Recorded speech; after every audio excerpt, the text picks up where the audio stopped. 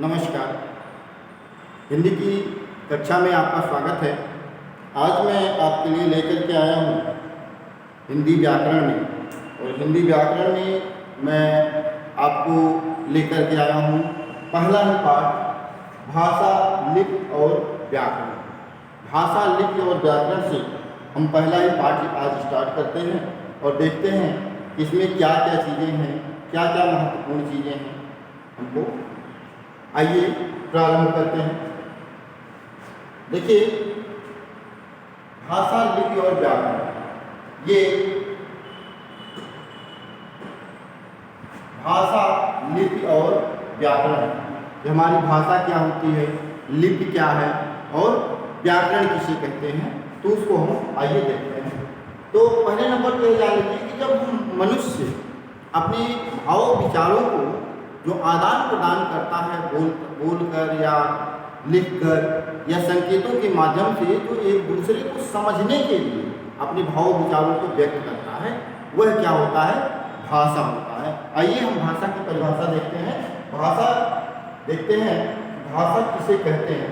तो भाषा की जो एक्चुअल परिभाषा हो सकती है आपकी, कि भाषा वह साधन है जिसके द्वारा मनुष्य बोलकर, सुनकर, लिखकर या पढ़कर अपनी मन के भावों या विचारों को आदान प्रदान करता है, उसे भाषा कहते हैं। उसे क्या कहते हैं, भाषा कहते हैं। तो ये है भाषा किसे कहते हैं, हो गया। और अगला आपका पॉइंट बनता है कि भाषा के कितने रूप हैं। भाषा के कितने रूप हैं, आइए हम इसको देखते हैं कि भाषा के कितने रूप हैं। तो भाषा के वास्तव में मुख्य रूप से देखिए, भाषा के जो रूप होते हैं, भाषा के मुख्य रूप से यदि कहा जाए तो मुख्य रूप से ये दो रूप होते हैं। एक होता है मौखिक भाषा और दूसरा होता है लिखित भाषा। अब मौखिक भाषा क्या है, लिखित भाषा क्या है, हम पहले इसके बारे में जान लेते हैं। तो देखिए, मौखिक भाषा, जब हम अपने मन के भावों विचारों को किसी के सामने बोलकर प्रकट करते हैं, उसको मौखिक भाषा कहते हैं। और जब हम अपने भावों अथवा विचारों को किसी के सामने लिख करके व्यक्त करते हैं, तो उसे लिखित भाषा कहते हैं। और इन सबके अतिरिक्त एक और रूप होता है, हम क्या करते हैं, कभी कभी आपने देखा होगा ट्रैफिक पुलिस, चौराहे पर ट्रैफिक पुलिस को आपने देखा होगा, ट्रैफिक पुलिस को देखा होगा। ये अपना हाथ इधर से उधर करता रहता है, गाड़ियाँ रोकता है, इधर करता, संकेत करता है, या बत्तियाँ लगी होती हैं, सांकेतिक बत्तियाँ लगी होती हैं, उनको देख करके हम समझ जाते हैं कि हमको रुकना है अथवा जाना है या तैयार हो जाना है। तो अगर आप चौराहे पर देखो तो 3 प्रकार की बत्तियाँ लगी होती हैं, एक लाल, पीली और एक हरी। ये 3 प्रकार की बत्तियाँ लगी होती हैं। ये संकेत करती हैं कि हमको रुकना है अथवा जाना है, क्या करना है। ट्रैफिक पुलिस जो भाषा का प्रयोग करता है उसको सांकेतिक भाषा कहते हैं। यानी कि इसके अतिरिक्त, इन दो मौखिक और लिखित के अतिरिक्त एक भाषा का और प्रयोग होता है, उसको कहते हैं सांकेतिक भाषा। क्या कहते हैं, सांकेतिक भाषा। इनके अतिरिक्त होता है। तो इसलिए अब जो है, एक तो ये हो गया, दूसरा ये हो गया और तीसरा ये हो गया। भाषा के अब 3 रूप आपको हो सकते हैं, मौखिक, लिखित और सांकेतिक। लेकिन यदि आपसे परीक्षा में पूछा जाए तो आपकी परीक्षा के लिए भाषा के मुख्य रूप से 2 रूप हो सकते हैं, मौखिक और लिखित। तीसरी भाषा को गौण रूप में माना जाता है। ओके, तो आइए देखते हैं मौखिक भाषा क्या है। मौखिक भाषा की परिभाषा किसे कहते हैं, मौखिक भाषा क्या है। मौखिक भाषा ये है, मौखिक भाषा, मौखिक जब व्यक्ति अपने मन के भावों को बोल कर करता है तो वह मौखिक भाषा कहलाता है।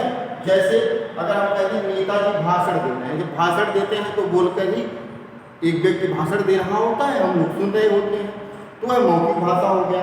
हम कहते हैं कि रुद्र कहानी सुना रहा है, तो रुद्र क्या कहानी सुना रहा है, जब सुनाने की बात आ जाए, ऐसी जब बात कही जाए सिर्फ हम सुनने के रूप में प्रयोग करें, तो वहाँ पर कौन सी भाषा होगी, मौखिक भाषा। और जब उसी चीज़ चीज़ को हम लिखकर व्यक्त करने लगते हैं तो वह लिखित भाषा होता है। ठीक, जैसे अगर हम कह दें कि राधिका पत्र लिखती है, राधिका क्या करती है, राधिका पत्र लिखती है, रुद्र कविता लिख रहा है, शिवम कहानी लिख रहा है।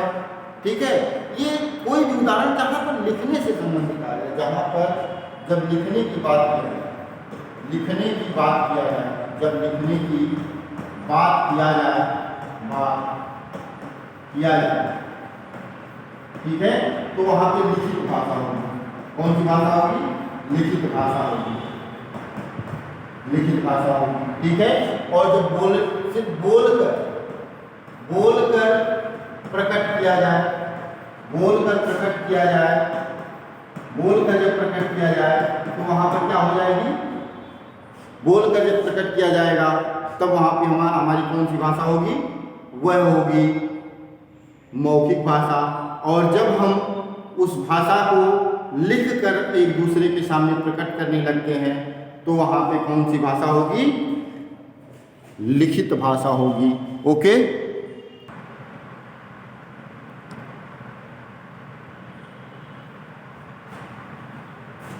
आइए अब आगे देखते हैं हम। यानी कि हमने यह देख लिया, लिखकर प्रकट करने वाली भाषा लिखित, बोलकर प्रकट करने वाली भाषा मौखिक। और जब हम संकेतों के माध्यम से व्यक्त करते हैं, जब हम उसी भाषा को संकेतों के माध्यम से व्यक्त करते हैं, संकेतों के माध्यम से व्यक्त करते हैं, उसे सांकेतिक भाषा कहते हैं।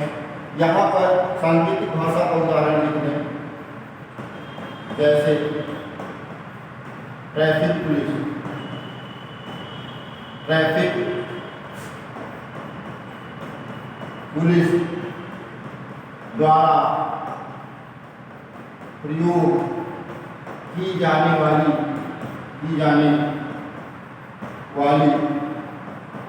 भाषा।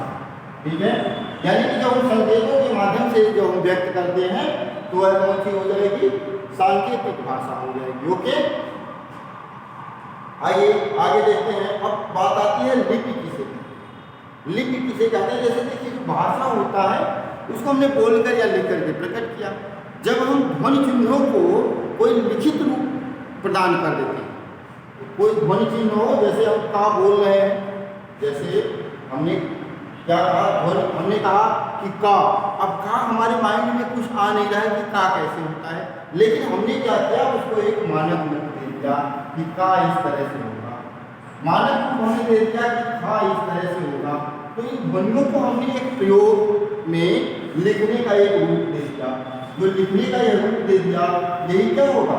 लिपि होगा। यानी कि हम यह कह सकते हैं कि किसी भी भाषा के लिखने की विधि को लिपि कहा जाता है। यानी कि ध्वनियों को जब हम ध्वनि चिन्हों को लिख करके एक रूप प्रदान कर देते हैं, वह क्या होता है? लिपि होता है। तो लिपि किसे कहते हैं? किसी भी भाषा के लिखने की विधि को लिपि कहा जाता है। प्रत्येक भाषा के लिपि चिन्ह अलग अलग होते हैं तथा उन्हें अलग अलग नामों से जाना जाता है। जैसे हिंदी व संस्कृत भाषा की लिपि देवनागरी, इसी प्रकार अंग्रेजी भाषा की लिपि रोमन, पंजाबी भाषा की लिपि गुरमुखी, उर्दू भाषा की लिपि फारसी। ठीक है, ये जान लेते हैं। और कुछ प्रसिद्ध भाषाएं और उनकी लिपियों के कुछ नाम हम आपको बता दे रहे हैं कि जैसे देखिए कि देवनागरी लिपि की यदि हम बात करें कि देवनागरी लिपि हिंदी के लिए, संस्कृत के लिए, मराठी, बोडो, सांताली, कोंकणी भाषा के लिए कौन सी लिपि का प्रयोग किया जाता है? तो देवनागरी लिपि का प्रयोग किया जाता है। उर्दू भाषा के लिए फारसी लिपि का प्रयोग किया जाता है। बोडो के लिए देवनागरी लिपि का प्रयोग किया जाता है। अंग्रेजी व जर्मन के लिए रोमन लिपि का प्रयोग किया जाता है। आइए आगे चलते हैं। अब आगे चलते हैं कि बोली किसे कहते हैं। अब आपका अगला पॉइंट आता है, बोली किसे कहते हैं। ये है प्रश्न आपका, बोली किसे कहते हैं।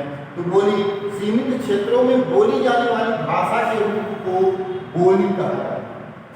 ठीक है, सीमित क्षेत्रों में बोली जाने वाली भाषा के रूप को बोली कहा जाता है।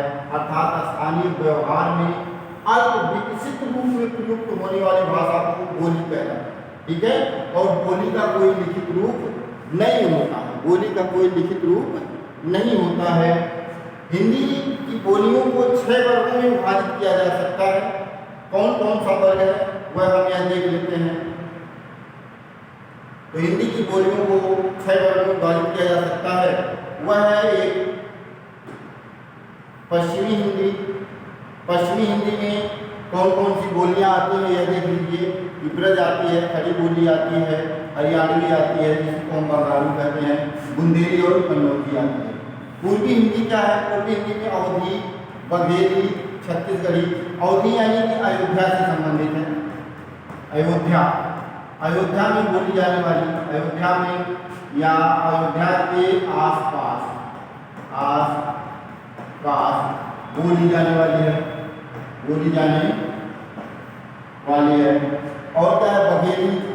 ये जो है पहाड़ी मध्य प्रदेश के एरिया में झांसी आदि के आसपास जो है जो बोली बोली जा रही है, ठीक है। और छत्तीसगढ़ में जो बोली जाती है बोली वह छत्तीसगढ़ी, वह क्या है? पूर्वी हिंदी के अंतर्गत आता है। उसके बाद आता है राजस्थानी होता है। राजस्थानी को मेवाती, मारवाड़ी, हड़ौती या मेवाड़ी कहा जाता है। और बिहारी में मैथिली, मगधी और भोजपुरी आता है। उसके बाद आता है पहाड़ी हिंदी आता है। पहाड़ी हिंदी में कौन कौन सी आती है बोली हम यह देख लेते हैं। पहाड़ी हिंदी में गढ़वाली, कुमाऊनी और मैडियाली आती है। दक्षिणी हिंदी में बीजापुर, गोलकुंडा के क्षेत्र आते हैं। अब ये हो गया बोली का क्षेत्र, ठीक है। उसके बाद आता है व्याकरण किसी प्रश्न है आपका कि व्याकरण क्या है तथा इसके कितने अंग हैं। व्याकरण शास्त्र देख लेते हैं। व्याकरण किसे कहते हैं, इसके कितने अंग हैं, इसके बारे में हम लोग जानते हैं। तो देखिए, भाषा के शुद्ध रूप में लिखना, जो भाषा होता है उसको शुद्ध, व्याकरण क्या करता है? हमारी भाषा में शुद्धता प्रदान करता है। व्याकरण का काम है हमारी भाषा को शुद्धता प्रदान करना। तो व्याकरण भाषा को शुद्ध रूप में लिखना, पढ़ना, बोलना सिखाने वाला शास्त्र व्याकरण कहलाता है। अथवा हम व्याकरण की परिभाषा और देख सकते हैं कि जो शास्त्र हमें वर्णों, शब्दों और वाक्यों के शुद्ध प्रयोग की जानकारी देता है वह व्याकरण कहलाता है। अब आता है व्याकरण के अंग कितने होते हैं। तो व्याकरण के 4 अंग होते हैं। वो कौन कौन से होते हैं हम यह देख लेते हैं। व्याकरण के 4 अंग कौन कौन से होते हैं? एक होता है वर्ण विचार, दूसरा होता है शब्द विचार, तीसरा होता है पद विचार और चौथा होता है वाक्य विचार। चौथा क्या होता है? वाक्य विचार। तो ये व्याकरण के 4 अंग होते हैं। अब वर्ण विचार क्या है, शब्द विचार क्या है, पद विचार क्या है, इसको हम लोग जानते हैं। देखिए, वर्ण विचार क्या है? वर्ण विचार क्या है? वर्ण विचार वह होता है जिसके अंतर्गत, ये देखिए वर्षों लिखा दिया गया है, गलती से यह होना चाहिए वर्ण, ठीक है, वर्ण विचार। इसके अंतर्गत वर्णों के उच्चारण, वर्गीकरण, लेखन, संयोजन की चर्चा की जाती है। शब्द विचार में इसके अंतर्गत शब्दों के भेद, व्युत्पत्ति और रचना आदि से संबंधित नियमों की जानकारी होती है। पद विचार में इसके अंतर्गत संज्ञा, सर्वनाम, क्रिया, विशेषण, अव्यय आदि पदों के स्वरूप और प्रयोग पर विचार किया जाता है। और वाक्य विचार में क्या किया जाता है? व्याकरण के इस विभाग में वाक्यों के भेद, उससे संबंधित विश्लेषण से आदि के बारे में विचार किया जाता है। ओके, ये रहा आपका भाषा, बोली और व्याकरण का पाठ। आते हैं कुछ इस पे प्रश्न देख लेते हैं, इस पे क्या कैसे प्रश्न बन सकते हैं, क्योंकि आपको एमसीक्यू के प्रश्न पूछे जाएंगे। ये कैसे बनेंगे एमसीक्यू वाले प्रश्न, उस पे हम थोड़ा सा विचार करते हैं। आइए देखते हैं, हम लोग थोड़ा सा बहुविकल्पीय प्रश्नों को हम देख लेते हैं, सॉल्व करने का प्रयास करते हैं। तो आइए देखते हैं। पहला है भाषा किसे कहते हैं। भाषा किसे कहते हैं, आप लोग गेस करें भाषा किसे कहते हैं। तो भाषा किसे कहते हैं? मन के भावों को बोल कर या लिख कर बताना ही हमारा क्या कहलाता है? भाषा कहलाता है। ओके, अगला प्रश्न है, भाषा के मुख्य रूप हैं। भाषा के मुख्य रूप हैं। देखिए भाषा के मुख्य रूप हमने कितने कौन कौन बताए थे? एक हमने बताया था मौखिक और एक बताया था हमने लिखित। ठीक है, तो इसलिए इन दो को मानेंगे। तीसरा जो भाषा होता है वह सांकेतिक होता है, सांकेतिक होता है। ठीक है, क्योंकि मुख्य रूप से पूछा है, यह पूछा है मुख्य रूप से, तो मुख्य रूप से दो। यदि ऐसे पूछ देता, यही प्रश्न यह हो जाता है कि भाषा के कितने